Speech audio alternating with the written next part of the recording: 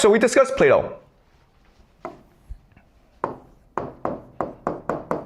We discussed how, for Plato, what matters is the spirit, the mind, okay? The soul, the immaterial. So this is the good, or the God, the good. And the good emanates and creates the shadow world, which is the world that we live in. But our goal in life is to return to the good by seeking knowledge, by learning truth, by learning something called sacred geometry. So for Plato, sacred geometry are these shapes that underpin reality, okay? So once you're able to master sacred geometry, you're able to master the fabric of the universe. And so that's what Plato taught. Now, if you're an empire, you don't want this crap, okay? Why? Because as an empire, you want to maximize the energy of each individual. You want the person to work as hard as possible to make as much money as possible, because that energy then can be sucked up by the empire, okay? If you're just sitting around reading books, we don't want that crap, okay? So now what Aristotle has to do is create a new philosophy that counters Plato. Actually, Aristotle probably didn't create this. He probably stole it from someone else. Okay? But the philosophy is very simple. For Aristotle, he doesn't talk about the spirit world. He only talks about the material world. Okay? For Aristotle, what makes the world move is cause and effect.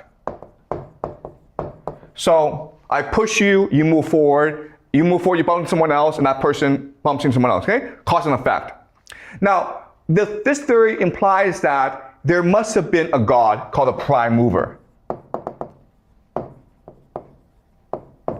Okay? Because someone must have been the first to move things.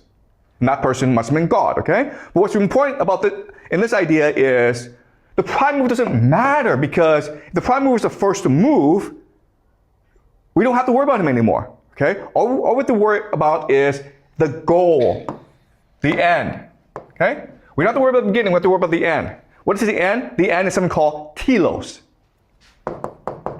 Telos, okay? Purpose, okay? And what this means is that we're all here to achieve our purpose in life. Okay, so you are students. What's your purpose? To learn.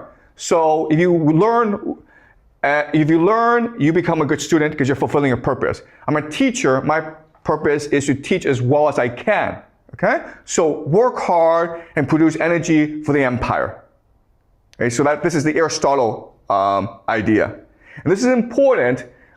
Because this conflict between Plato and Aristotle is really the underlying conflict in all of Western philosophy. Okay, we'll see this all the time. We will see this emerge in Europe, and so Plato becomes what we call the rationalist. So Descartes, and Aristotle becomes what we call the empiricist. Okay, so please remember this conflict, empiricist. All right. Plato believes in mind over matter. Aristotle says mind doesn't matter, let's focus on matter. Okay, that's all that matters. I don't know mind.